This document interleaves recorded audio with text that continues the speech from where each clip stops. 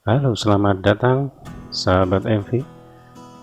Selamat datang di channel MVcom, channel tutorial belajar komputer untuk pemula. Kali ini kita akan membahas bagian-bagian komputer, dan karena bagian ini cukup banyak, jadi kami bagi menjadi dua bagian. Nah, pada bagian pertama ini kita akan mengenal beberapa bagian penting dari komputer atau laptop yang sahabat MV gunakan.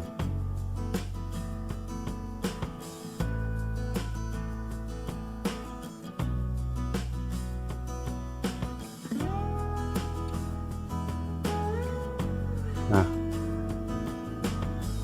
terlebih dahulu bagi mereka yang belum tahu caranya menghidupkan atau menyalakan komputer atau laptop, ya bisa simak bagian ini terlebih dahulu ya. Jadi untuk laptop atau komputer biasa atau komputer desktop memiliki tombol power ya yang berbeda, yang baik posisi maupun bentuknya ya. Nah, di gambar di sini kita akan lihat ya, pada komputer desktop atau komputer biasa biasanya tombol power terletak di depan ya, seperti di sini, di lingkaran yang saya warnai merah ini ya. Biasanya bentuknya seperti ini ya, casing, untuk namanya casing ya, casing atau tempat untuk komputer desktop ya. Nah, ini tombol powernya biasanya menonjol ya, dia besar ya dan menonjol. Nah, kalau yang tombol-tombol kecil ini biasanya dia tombol restart ya, atau tombol untuk menghidupkan kembali komputer yang kita gunakan ya. Nah, sedangkan untuk laptop atau netbook yang sahabat MV gunakan, biasanya posisinya terletak pada sudut sebelah kanan atau kiri ya. Nah, setiap laptop atau netbook yang berbeda merek, biasanya posisi tombol powernya juga berbeda ya. Walaupun merek sama, bisa jadi juga posisi tombolnya berbeda tergantung seri laptop atau netbook yang kita gunakan ya. Tapi umumnya biasanya posisinya di sebelah sudut sebelah kanan ini ya. Nah, jadi dengan menekan tombol power ini, sahabat-sahabat MV bisa menghidupkan komputer desktop maupun laptop yang akan kita gunakan. Dan cukup ditekan sekali, maka komputer atau laptop akan menyala. Nah, itu simple ya, sederhana ya. Lalu kita akan lanjutkan ya, seperti tadi saya jelaskan bahwa komputer ataupun laptop yang kita gunakan memiliki bagian-bagian yang penting ya. Beberapa bagian dari komputer atau laptop memang penting ya, tapi saya akan bahas dua bagian yang memang sering kita gunakan atau kita pakai ya, sewaktu menggunakan komputer atau laptop. Nah, pada dasarnya komputer atau laptop yang kita gunakan dibagi menjadi dua bagian atau perangkat utama. Nah, apa saja? Yang pertama namanya perangkat input. Kenapa harus disebut sebagai perangkat input? Karena perangkat atau bagian ini digunakan untuk memasukkan perintah ya. Nah, mungkin untuk lebih jelasnya saya akan tunjukkan contohnya.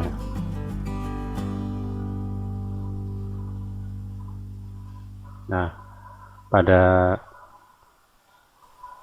komputer yang atau laptop yang kita gunakan, kalau kita klik ya pada bagian bendera Windows ya, seperti ini ya, di sudut kiri atau disebut juga tombol start ya. Ini kalau kita klik, nah akan muncul tampilan menu seperti ini ya. Ya, untuk beberapa sistem operasi mungkin agak sedikit berbeda tampilannya, seperti misalnya bagi sahabat MP yang menggunakan Windows 10, nah, mungkin tampilannya agak sedikit berbeda ya, tapi pada dasarnya sama. Nah, sahabat MP bisa klik pada bagian pencarian ya, seperti ini ada gambar kaca pembesar ya, ini ada lambang atau ikon menu pencarian ya, dan menu pencarian ini juga bisa kita ya, gunakan ya, seperti ini misalnya kita gunakan untuk mengetikkan perintah ya. Jadi misalnya ini saya ketikkan kata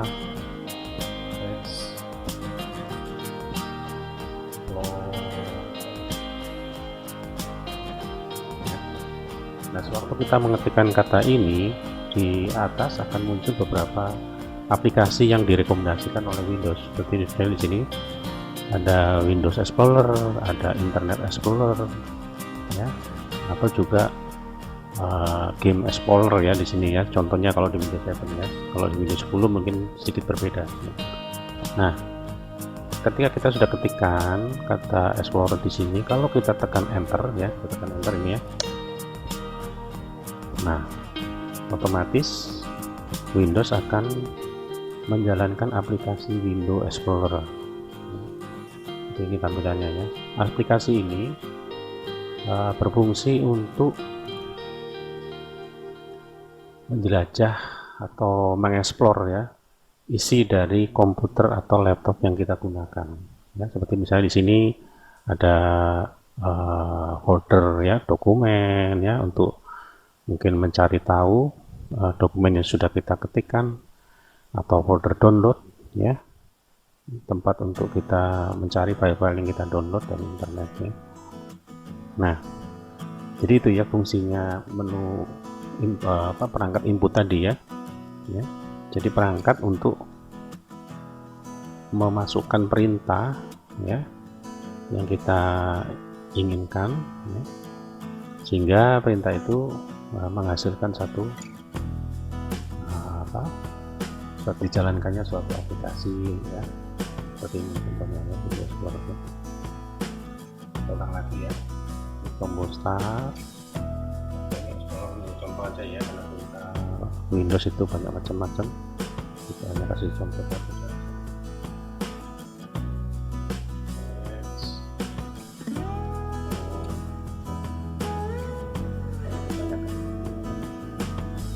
Explorer, terus kita tekan tombol Enter pada keyboard.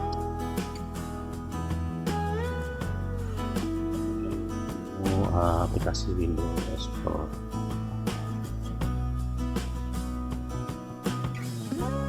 Ya. Jadi itu tadi ya contoh dari fungsi perangkat input. Nah, sekarang kita akan lihat bagian kedua, bagian utama yang kedua dari komputer atau laptop yang kita gunakan adalah perangkat output. Apa fungsi dari perangkat output? Perangkat output ya, berfungsi untuk menampilkan hasil dari perintah yang kita masukkan tadi. Ya, tadi contohnya kita ketik ya kata perintah Explorer. Kalau kita tekan Enter, hasilnya aplikasi Windows Explorer dijalankan. Ya, cukup mudah ya, sahabat MP. Nah, sekarang kita lihat wujud dari kedua bagian atau perangkat utama ini. Yang pertama, perangkat input atau perangkat untuk memasukkan perintah tadi. Yang pertama namanya keyboard ya. Nah, keyboard ini dibedakan ada dua macam ya. Keyboard untuk komputer desktop atau komputer biasa ya, seperti ini contohnya ya. Atau juga yang kedua adalah keyboard untuk laptop atau netbook ya, seperti ini. Nah, apa bedanya ya keyboard ini, kedua keyboard ini? Ya sebenarnya tidak terlalu berbeda ya, karena masing-masing keyboard ini fungsinya sama ya untuk memasukkan perintah. Tapi yang sedikit berbeda adalah ya, pada keyboard biasa atau keyboard untuk komputer desktop, tombol di atas ini yang disebut sebagai tombol fungsi ini fungsinya hanya sebagai shortcut atau sebagai tombol pintas ya untuk menjalankan sebuah perintah tertentu ya. Misalnya nanti kalau sahabat nanti belajar MS Word, belajar Excel, biasanya ada shortcut yang menggunakan tombol fungsi seperti ini, F1 dari F1 sampai F12 ya. Escape ya, tombol-tombol fungsi. Nah, sedangkan di keyboard pada laptop atau netbook yang kita gunakan, tombol fungsinya dari F1 sampai F12 ini biasanya digunakan untuk mengaktifkan perangkat perintah atau fungsi tertentu dari laptop yang kita gunakan. Nah, kalau sahabat-sahabat MB perhatikan di sini ya, misalnya ini contohnya ya. Pada setiap tombol di laptop atau netbook yang kita gunakan ada terdapat ikon atau gambar kecil ya, seperti di sini misalnya ini saya garis lingkaran merah dan kuning di sini ya untuk tombol F3 dan F4 ya, contohnya di sini F3 ada gambar seperti ini ya, ada tanda plus. Ini memaksudkan volume ya, volume atau suara ya. Jadi fungsinya apa? Nah, ketika kita tekan tombol Fn ya, sini ya, tombol Fn dulu kita tekan, kemudian kita tekan, ditahan ini ya, tombol Fn nya ditahan, ditekan sambil ditahan, kemudian kalau kita tekan F3 ya, hanya ada tanda plusnya ini, maka otomatis suara yang keluar dari laptop yang kita gunakan akan naik atau lebih keras ya. Ya, jadi tekan Fn, tekan, kemudian dikombinasikan atau dibarengkan dengan tombol F3, maka ini akan menaikkan volume suara. Kebalikannya di F4 ini ada tanda volume suara tapi disertai tanda min ya, atau minus ya. Ini menunjukkan kalau kita tekan Fn kemudian kita tekan F4, otomatis suaranya akan menjadi lebih kecil ya. Suara dari laptop ya yang kita gunakan akan mengecil ya. Nah, perlu sebagai pengingat ya, setiap laptop atau netbook yang kita gunakan, fungsi dari tombol fungsi yang ada di laptop ini tidak semua sama ya. Beberapa laptop atau netbook yang merek dan serinya berbeda, biasanya fungsi-fungsinya tidak sama seperti ini. Bisa jadi tombol F3 nya untuk mungkin mengatur cahaya misalnya seperti ini ya, untuk menggelapkan atau mengatur pencahayaan gelap terangnya layar laptop ya, misalnya di sebelah sini ya.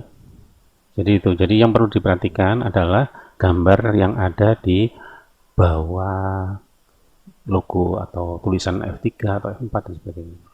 Gambarnya itu apa? Nah, itu gambar itu mewakili dari perintah yang dihasilkan jika kita tekan kombinasi tombol Fn dan F3, F4 atau tombol-tombol fungsi yang ada di sini. Ya, jadi nanti sahabat MP bisa praktekkan sendiri di rumah. Kalau kita tekan Fn sambil tekan F2 misalnya, hasilnya seperti apa. Nah, biasanya sewaktu kita membeli laptop ya, baru ya, misalnya kondisi baru, biasanya ada petunjuk pemakaian. Nah, di petunjuk pemakaian itu biasanya dijelaskan secara detail fungsi dari masing-masing tombol fungsi yang ada di laptop yang kita beli. Jadi sahabat MP bisa luangkan waktu untuk membaca ya, buku petunjuk dari laptop yang kita beli ya. Ini penting sekali ya, supaya kita tidak salah dalam menjalankan perintah yang ada di komputer atau laptop kita pakai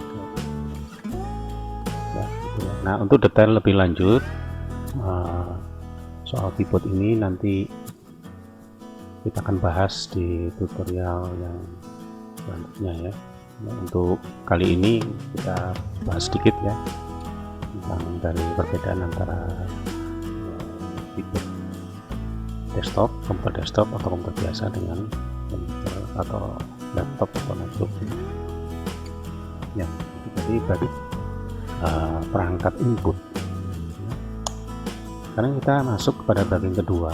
Perangkat input yang kedua itu adalah mouse.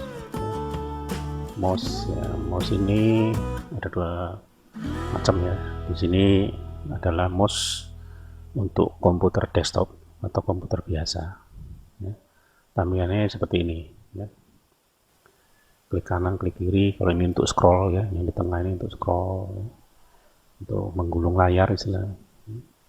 Nah, untuk mouse pada laptop atau notebook ya yang kita gunakan di sini sudah saya tandai ya. Biasanya posisinya ada di sini ya, di bawah papan keyboard ya. Di sini ada kotak ya.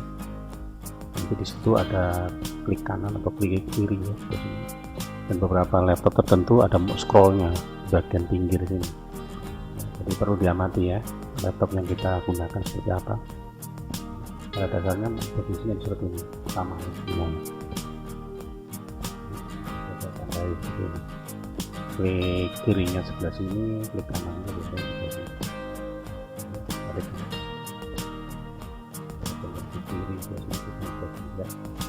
Jadi itu ya mouse-nya. Mouse ini adalah perangkat input karena dia digunakan untuk memasukkan perintah tapi dengan cara mengklik ya. Kita klik suatu perintah tertentu di layar monitor, maka sebuah perintah akan dijalankan. Nah, ini mouse ini jelas ya. Jadi kita lanjutkan lagi bagian selanjutnya dari perangkat input ya, perangkat input. Nah, sekarang kita akan masuk ke pembahasan selanjutnya, yaitu perangkat output. Jadi saya sudah jelaskan di awal, perangkat output adalah perangkat atau bagian komputer atau laptop yang menampilkan atau menampilkan hasil dari perintah yang kita masukkan tadi. Nah, apa saja yang termasuk dari perangkat output? Ya, yang pertama ini adalah namanya monitor ya. Nah, untuk komputer desktop ya, monitornya biasanya seperti ini ya. Ini namanya LCD monitor atau monitor LCD, sama aja ya. Nah, kalau zaman dulu waktu saya mengenal komputer pertama kali itu monitornya tidak seperti ini ya. Monitornya namanya monitor tabung, itu kayak TV gede ya, terus berat juga ya. Dan yang paling kurang mengenakan adalah listriknya boros ya, untuk monitor zaman dulu, monitor tabung. Nah, kalau monitor yang sekarang, monitor LCD seperti ini, dia lebih ringan, listriknya lebih kecil ya. Nah, hitungan hanya berapa watt ya, 20 atau 25 watt sekitar itu, tergantung dari besarnya layar yang kita gunakan. Nah, terus untuk monitor LCD pada laptop, posisinya di sini menjadi satu ya, menjadi satu dengan laptop kita di depan. Nah, saya garis kuning Nah, ini adalah monitor LCD ya. Nah, ukurannya berbeda-beda tergantung dari laptop atau netbook yang sahabat MV beli ya. Kalau sahabat MV beli laptop ukuran 14 inci, otomatis LCD-nya ukuran 14 inci ya. Kalau sahabat MV beli netbook yang ukuran 10 inci, otomatis layarnya atau LCD-nya juga 10 inci dan lebih kecil. Gitu. Tapi sekarang 10 inci sudah jarang malah ya. Sekarang rata-rata 11, 11 in biasanya ukuran untuk netbook. Ya, ini perangkat output. Jadi seperti contohkan di awal, ketika kita mengetik perintah tertentu atau menjalankan perintah tertentu, akan muncul di layar sini hasilnya. Tadi kita klik atau ketik Explorer, kita enter, nah muncul window Explorer. Ya. Jadi ini perangkat output monitor LCD atau LCD monitor. Nah, bagian yang kedua dari perangkat output itu namanya speaker ya. Speaker, headset ya, itu samanya perangkat output ya, bagian dari perangkat output. Nah, perangkat output yang disebut speaker atau headset ini menghasilkan suara ya. Outputnya suara. Jadi kalau sahabat nanti menjalankan aplikasi musik ya, mendengarkan lagu misalnya, nah, kemudian kita gunakan aplikasi pemutar musik, pemutar lagu seperti Winamp atau mungkin aplikasi yang lain, Windows Media Player ya, itu kalau kita jalankan akan keluar suara dari speaker atau headset yang kita gunakan. Nah, itulah fungsi dari speaker sangat output ini ya, menghasilkan suara dari komputer ketika kita menjalankan aplikasi pemutar musik atau video ya, sama ya. Ini untuk komputer desktop atau komputer biasa. Nah, khusus untuk headset ini bisa kita juga gunakan untuk laptop ya. Di sini nanti di laptop ini ada port audio ya. Port audio itu fungsinya untuk kita mencolokkan ini. Kalau ini yang digambar ini adalah headset dalam menggunakan Bluetooth ya, dia tidak pakai kabel. Itu nanti kita bahas di bagian selanjutnya. Lalu bagaimana posisi speaker pada laptop? Ini digambar. Beberapa laptop atau netbook biasanya posisi speakernya berada di kanan kiri dari sudut ya, di atas keyboard ini ya. Speakernya ada dua biasanya, kanan kiri. Karena kalau speaker satu itu nanti suara yang dihasilkan nggak bagus ya, pecah atau cempreng ya. Makanya beberapa kasus kalau speakernya rusak satu, suaranya sudah nggak nyaring lagi. Jadi agak nggak enak didengar ya kalau hanya satu speaker. Jadi posisinya seperti ini ya. Nah, tapi tidak menjamin juga, karena beberapa laptop yang lain juga speakernya ada yang di belakang, di bawahnya, juga alam basic. Ada juga yang di samping, di sudut monitor nih. Jadi ini ada biasanya ada speaker di sini juga. Itu tergantung dari merek maupun seri dari laptop yang kita gunakan ya. Jadi cukup jelas ya. Sekarang kita lanjutkan lagi perangkat output yang kedua, disebut printer. Nah, apa fungsinya printer? Printer perangkat output yang menghasilkan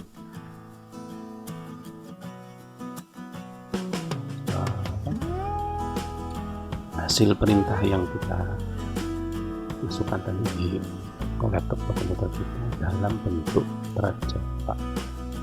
Dan Contohnya kalau nanti sahabat MV mulai belajar mengetik ya, mulai bisa mengetik, nah, supaya hasil ketikan itu bisa kita lihat secara tercetak, kita gunakan printer. Nanti di tutorial selanjutnya saya akan ajarkan bagaimana kita bisa meset printer baru atau printer lama yang kita punya supaya bisa kita gunakan pada laptop yang kita gunakan. Saya akan ajarkan tutorialnya nanti secara terpisah ya. Nah, ini printer. Saya juga jika sahabat MV juga nanti ada problem seputar printer, ya juga bisa bertanya langsung di kolom komentar atau juga bisa mengirimkan email ke alamat saya. Saya akan jawab secara pribadi. Nah, perangkat output yang keempat disebut proyektor, atau orang-orang bilang LCD proyektor ya, sama aja. Apa fungsinya? Untuk proyektor ini berfungsi menampilkan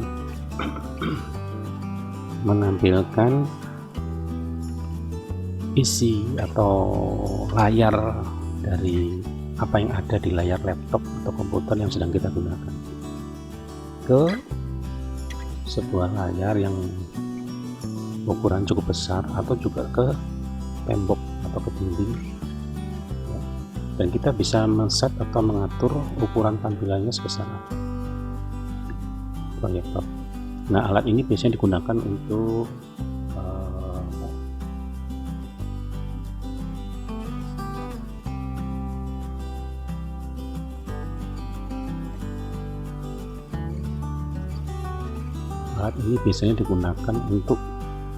presentasi ya. Jadi sahabat MV yang menjadi guru ataupun juga pegawai yang lain, saya gunakan ini untuk mengajar ya, di kelas ya, yang pembelajaran di SD ya, ataupun sekolah-sekolah setingkat SMP, SMA maupun perguruan tinggi ya, ataupun juga di kantor-kantor. Mereka menggunakan proyektor untuk mempresentasikan hasil kerja mereka, atau kalau di sekolah ya untuk mengajar ya. Cukup praktis menggunakan proyektor karena mereka tidak perlu mencatat ya, tidak perlu mencatat ya. Jadi cukup lihat di layar, mereka bisa langsung melihat tulisan ataupun gambar yang ditampilkan dari laptop ya, atau komputer yang kita gunakan ya. Sebenarnya masih ada beberapa bagian yang lain, tapi kita akan bahas itu di video tutorial selanjutnya. Oke, kalau begitu sampai di sini tutorial yang saya berikan, semoga bisa bermanfaat. Jangan lupa klik tombol like, subscribe, dan share video ini ke teman-teman sahabat MV yang membutuhkan ya, karena ini sangat bermanfaat ya. Nah, saya tahu banyak dari mereka yang belum tahu caranya menggunakan komputer atau laptop dengan benar.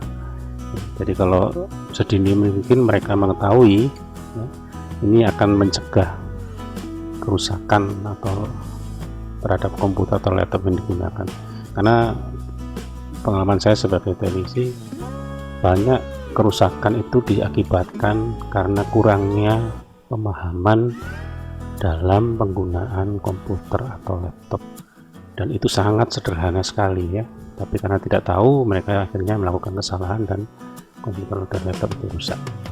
Oke, sampai di sini sahabat MV, sampai ketemu lagi, semoga bermanfaat, sampai jumpa lagi.